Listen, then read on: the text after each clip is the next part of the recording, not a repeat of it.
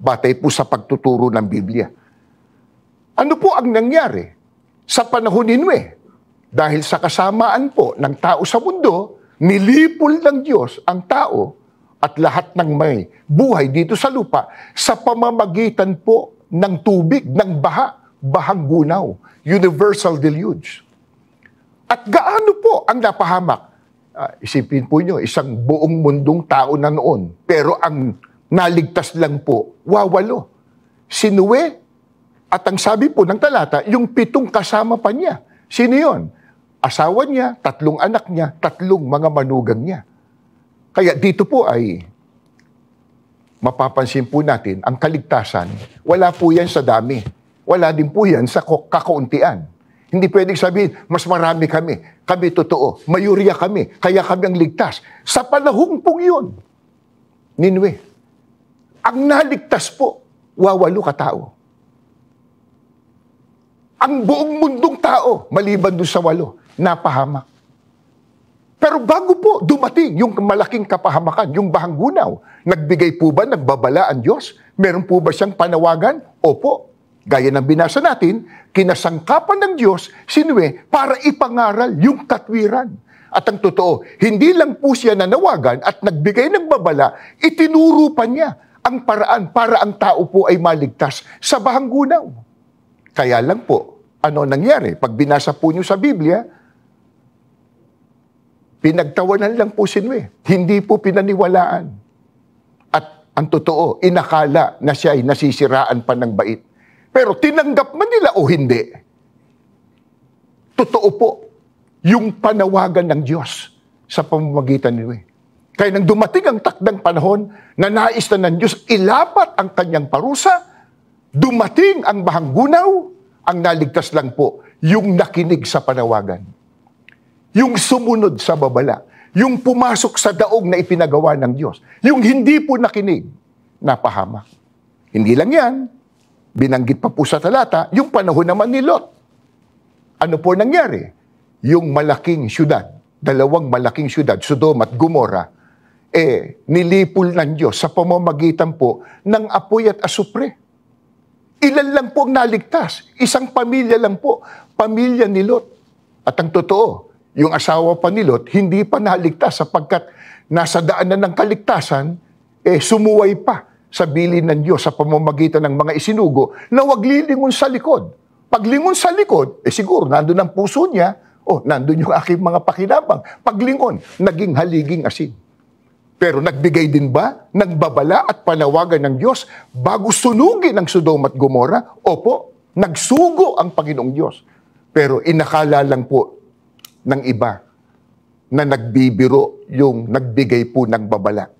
Sa makatwid, yung mga pangyayaring yon sa panahon po ni Noe at ni Lot, ang sabi po ni Apostol Pedro, ibinigay na halimbawa para tayo po ay maakit, makumbinsi, maniwala, totoo. Yung panawagan ng Diyos, meron siyang itinakdang araw, huhukuman ng mundong ito at wawasakin ng daigdig, malilipol ang lahat ng taong masasama. Ngayon, maaring sabihin ng ilan, matagal ko nang naririnig yan. Sinabi na yan ng lolo ko. Pero hanggang ngayon, wala pa. Ba't nga po ba hindi pa nagaganap yung panawagan at ibinabala ng Panginoon Diyos na araw ng paghuhukom? Ang makakasagot po, Biblia rin. Tandaan po natin, sa Biblia nakasulat, ang mga katotohanan na salita ng Diyos na dapat po nating malaman para tayo maligtas. Balikan natin uli ang 2 Pedro. 3:7 po, binasa ko na kanina, pero ngayon po, itutuloy po natin sa talatang 9. Ngunit ang sangkalangitan ngayon at ang lupa, sa pamamagitan ng gayunding salita, ay iningatang talaga sa apoy na itinataan sa araw ng paghukom at ng paglipol sa mga taong masama. Hindi mapagpaliban ng Panginoon tungkol sa kanyang pangako na gaya ng pagpapalibang ipinalalagay ng iba, kundi mapagpahinuhod sa inyo na hindi niya ibig na sino man ay mapahamak, kundi ang lahat ay magsipagsisi. Bakit po hindi pa nagaganap yung ibinabala ng ating Panginoon Diyos na araw ng paghuhukom? Hindi po ibig sabihin mapagpaliban ng Diyos sa kanyang mga pangako, kundi ang sabi po, mapagpahinuhod sa inyo na hindi niya nais na ang sino man ay mapahamak. Napakabait po at napakabuti ng Panginoong Diyos na makapangyarihan sa lahat. Kung hindi pa natutupad yung kanyang babala na pagwasak sa daigdig sa araw ng paghukom, dahil inaakay po sila ng pagpapahinuhod sa tao, pagmamahal sa tao. Ano ang nais ng Diyos? Ang sabi niya, hindi niya ibig na sino man ay mapahamak, kundi ang lahat ay magsipagsisi. Hindi ho ba? Napakalinis at napakabanal ng layunin ng Diyos kung sakaling hindi pa niya tinutupad yung kanyang ibinabala na pagwasak sa mundong ito sa araw ng paghuhukom. Pero gayon pa man, kung nagpapahinuhod siya, ibig po bang sabihin, magtatagal pa? Magluluwat pa? Pakinggan ninyo, ganito po ang nakasulat sa Ezekiel 7:5 hanggang 8. Basahin po natin. Ipinasasabi ng Panginoon, hindi na magtatagal at sunod-sunod na kasawian ang aabot sa inyo. Dumating na ang wakas. Ito na ang inyong hangganan. Dumating na ang inyong katapusan, mga mamamayan ng lupain. Dumating na ang panahon. Ibubuhos ko ngayon sa inyo ang aking puot. Uubusin ko sa inyo ang matinding galit ko. Hahatulan ko kayo ayon sa inyong gawa. Parurusahan ko kayo dahil sa inyong kasamaan. Kaya't muling sinabi ni Jesus, tandaan ninyo, ako ang pintuang dinaraanan ng mga tupa. Ako ang pintuan, sino man na pumasok sa loob ng kawan, sa pamamagitan ko ay magiging ligtas. Paano po ang pagdaan kay Kristo? Inulit niya, ako pintuang dinaraanan. Talagang siya'y pintuan at daan, nadadaanan. Pero paano po ang pagdaan kay Kristo? Sino man anyang pumasok sa loob ng kawan, sa pamamagitan ko, maliligtas. Pagdaan mo kay Kristo bilang pintuan, makakarating ka sa loob. Loob ng ano? Loob ng kawan. Pagka nakarating ka sa loob ng kanyang kawan, siya po nangako, maliligtas ka. Alin po? Yung kawang tinutukoy, na doon po natin masusumpungan yung sumunod sa utos ng Diyos at ng ating Panginoon Kristo. Nahanapin yung pinakamabuting daan at dumaan ka. Makakarating ka sa kawan ng Panginoon Kristo. Alin po yung kawan na tinutukoy ng Biblia?